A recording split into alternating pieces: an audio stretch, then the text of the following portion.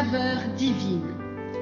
Cette bonne nouvelle du royaume sera prêchée dans le monde entier pour servir de témoignage à toutes les nations.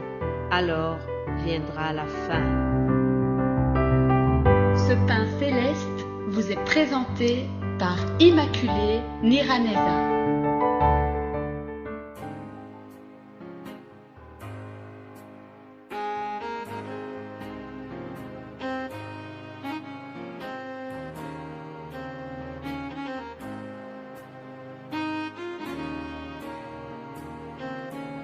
Bien-aimés en Christ, vous tous qui suivez l'émission Saveur divine, je vous salue au nom de notre Seigneur Jésus-Christ.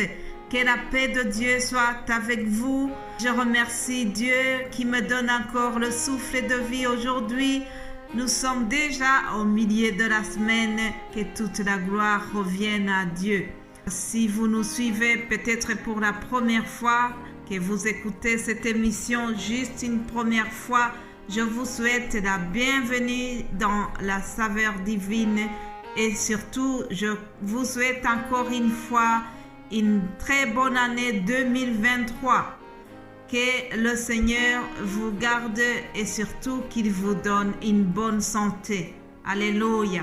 Alors cette semaine, vous savez que nous sommes en train de parler de la sanctification dans le sens où nous voyons comment plaire à Dieu. Nous sommes partis d'un verset qui se trouve dans l'épître que Paul a écrit aux Thessaloniciens, chapitre 4, verset 1.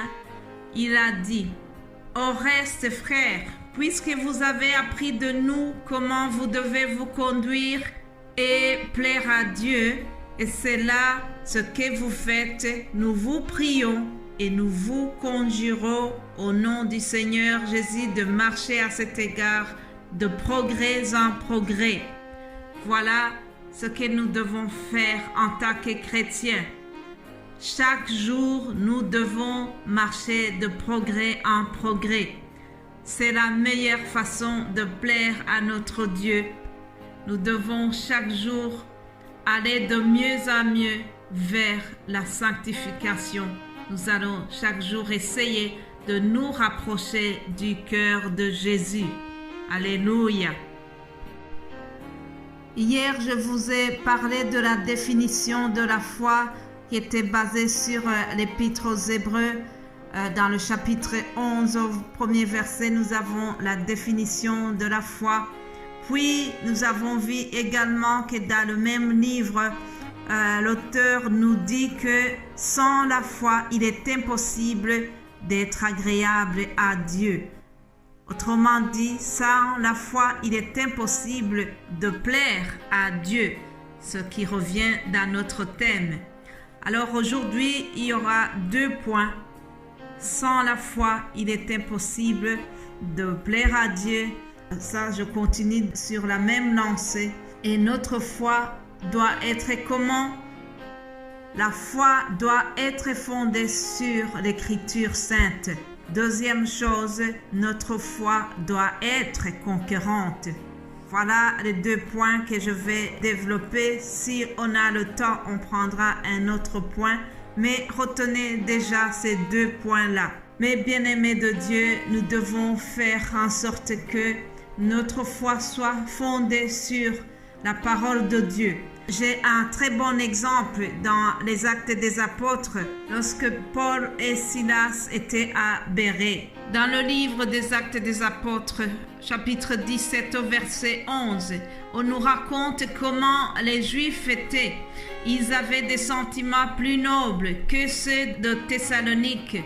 Ils reçurent la parole avec beaucoup d'empressement et ils examinaient chaque jour les Écritures pour voir si ce qu'on leur disait était exact.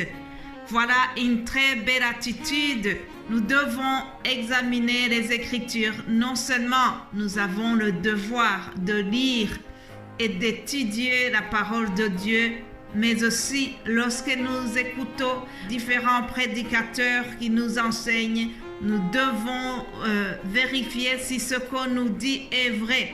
ce que je vous raconte, ce que je vous dis depuis 3 ans, si vous êtes vraiment responsable, vous devez vérifier si ce que je vous dis est vrai. Chaque fois, je fais référence à la Bible. Je ne vais jamais en dehors de la Bible, mais vous devez aussi vérifier si ce que je vous donne comme référence est exact. C'est ça une très bonne attitude d'exercer notre foi. Mais bien-aimés de Dieu, dans les temps qui courent, nous sommes dans une période très critique, une période difficile au niveau spirituel. En effet, il y a une multitude de faux prophètes qui essaient de détourner les gens, qui essaient de tromper le peuple de Dieu. Alors, la meilleure façon de contourner tout cela, c'est que nous devons nous-mêmes vérifier dans la parole de Dieu. Vérifier ce que nous dit la parole de Dieu. Il y a des personnes qui ont vraiment envie chaque fois d'aller consulter un prophète pour savoir ce que dit Dieu sur leur vie. Vous savez, chers amis, la meilleure prophétie, la prophétie la plus exacte, la plus réelle, c'est la parole de Dieu. Je n'ai pas besoin d'aller demander à un prophète ce qui concerne mon avenir. La Bible me le dit déjà. Si je consulte la parole, Jérémie 29, 11, je connais déjà ce que me réserve l'avenir.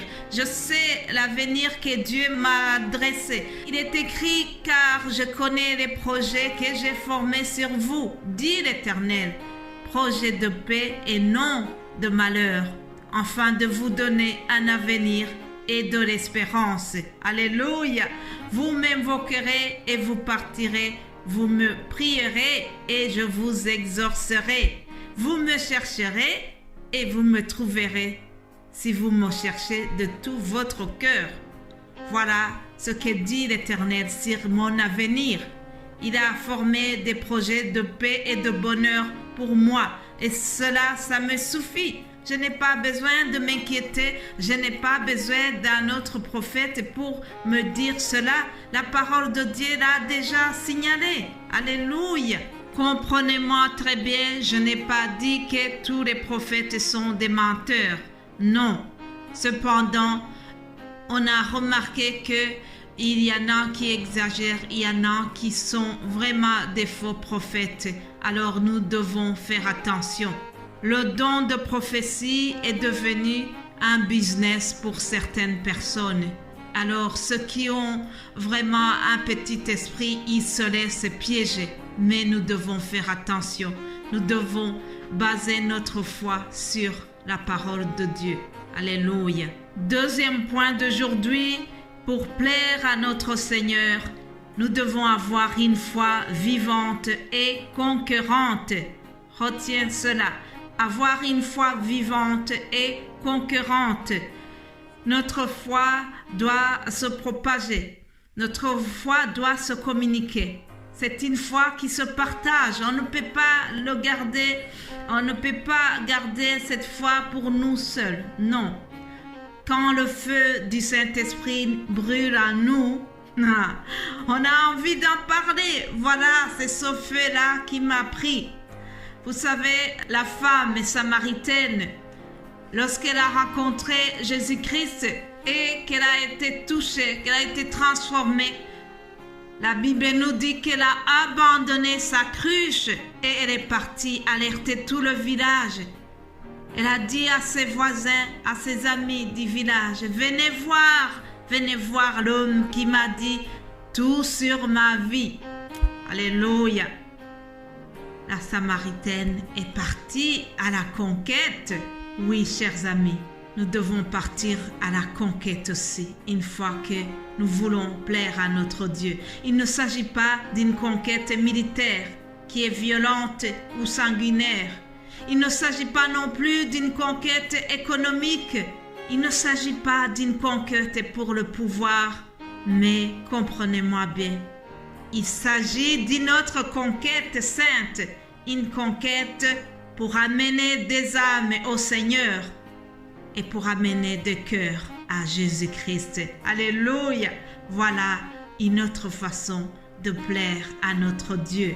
Ici, dans l'émission Saveurs divines, nous sommes justement dans cette optique-là.